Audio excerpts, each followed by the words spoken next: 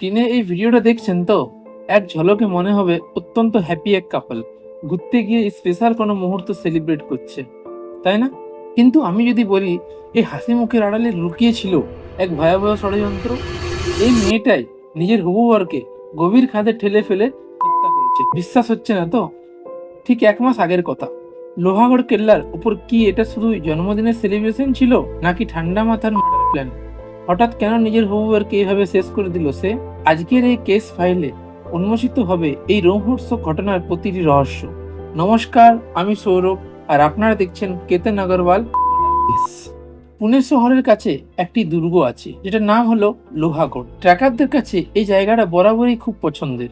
চারিদিকে সবুজ পাহাড়, পুরনো দেওয়াল, আর এমন একটা খাড়া খাদ যেখান থেকে পুরো উপত্যকা দেখা যায়। কিন্তু 18ই জুন 2026 এই খাদের ধার থেকে 26 বছর বয়সী এক ব্যবসায়ী নিজের জীবন হারান। কথাতে আছে না, যেমন বাইরে ফিটপাট আর ভিতর সদরঘাট। প্রথম প্রথম সবার মনে হয়েছিল এটা একটা নিছক দুর্ঘটনা, একটা ভুল পা ফেলা আর সব শেষ। কিন্তু পুনে পুলিশ যখন এই ঘটনার গভীরে যাওয়া শুরু করলো, তখন এক চরম সত্য সামনে এলো। একটা দুর্ঘটনা রাতারাতি বদলে গেল ঠান্ডা মাথার খুনের পরিকল্পনায়। আর এই চক্রান্তের জালে জড়িয়েছিল তার হবু স্ত্রী, আজ্ঞে হ্যাঁ, তার হবু স্ত্রী, এবং এমন এক ব্যক্তি যার নামটাও ছিল প্রায় একই রকম, কেতন আগরওয়াল। পুনের একজন রিয়েল এস্টেট ব্যবসায়ী, পারিবারিক ব্যবসা, সচ্ছল জীবন। আর 2026 সালের ফেব্রুয়ারিতে তার সিয়া গোয়েলের সাথে এঙ্গেজমেন্ট হয়। দুজনের সম্পর্কটা ছিল সম্বন্ধ করে, অর্থাৎ অ্যারেঞ্জ। 2026 সালের নভেম্বর মাসে রাজস্থানে তাদের ধুমধাম করে বিয়ে হওয়ার কথা ছিল। ওপর ওপর সবকিছু স্বাভাবিক লাগছিল, ঠিক যেমনটা আমাদের ভারতীয় সমাজে সম্বন্ধ করে বিয়ের গল্প শুরু হয়। কিন্তু নদীর জল দেখে বোঝা যায় না তার গভীরতা কত, তাই না? ঠিক তেমনই ক্যামেরার পেছনে কিন্তু সবকিছু স্বাভাবিক ছিল না।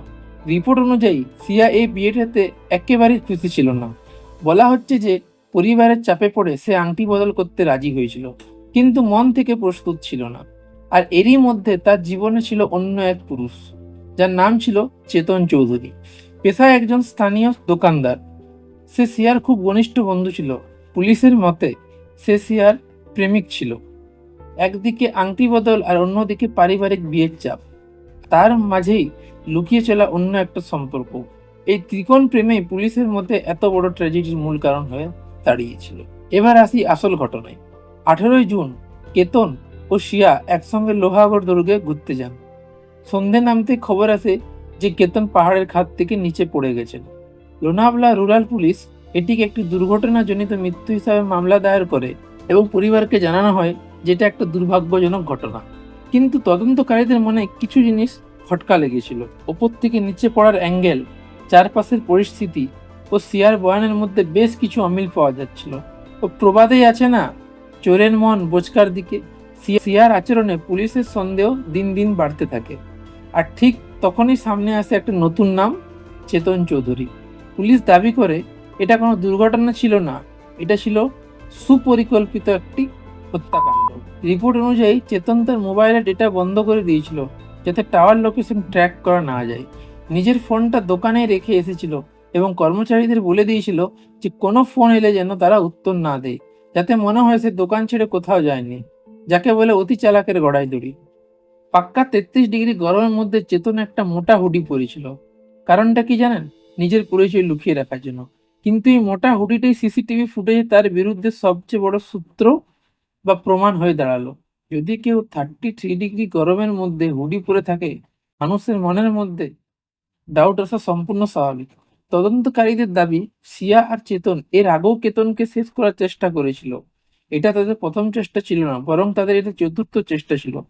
কিন্তু কেতন সিয়াকে মনে প্রাণে ভালোবাসতো, তাই সে বুঝতে পারেনি যে তার পিঠ পিছনে কি ভয়ঙ্কর খেলা চলছে। আর দুর্ঘটনার দিন বিচ্ছুকাটা পাহাড়ের খাঁজের কাছে সিয়া যেন একটা ইশারা বা সিগন্যাল হয়ে বসেছিল। চেতন আড়ালে লুকিয়েছিল। সিয়ার ইশারা পাওয়া মাত্রই চেতন সামনে এসে কেতনকে ধাক্কা দিয়ে খাদে ফেলে দেয়।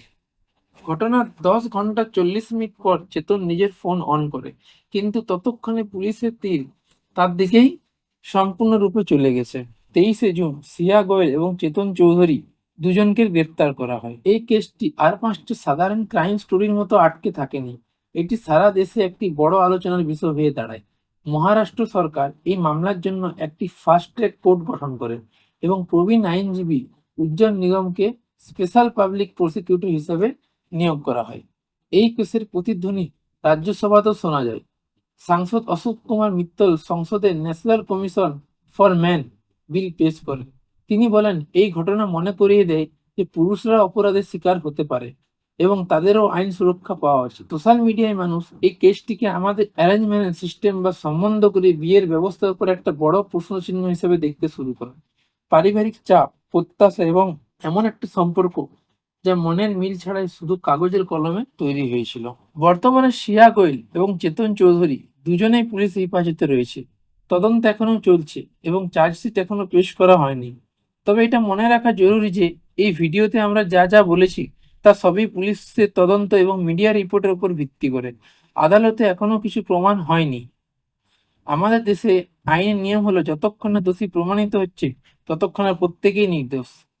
এই মামলাটি এখনো সাবজুডিস অর্থাৎ আদালতের বিচারাধীন। একটা আংটি বদল যা ছাদনাতলা পর্যন্ত পৌঁছতে পারল না, একটা দুর্গ যা পর্যটনের জন্য পরিচিত ছিল, আজ তা একটা অপরাধের জায়গা হিসাবে খবরের শিরোনামে। কথাতে আছে না, লোভে পাপ আর পাপে মৃত্যু।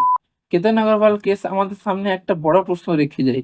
যখন সামাজিক চাপ, আকাশচুম্বী প্রত্যাশা আর গোপন কোনো উদ্দেশ্য একসাথে মিশে যায়, তখন তার পরিণতি কতটা ভয়ঙ্কর হতে পারে।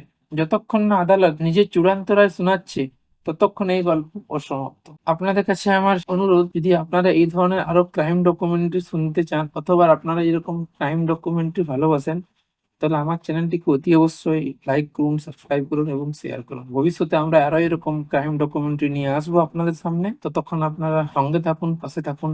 ধন্যবাদ।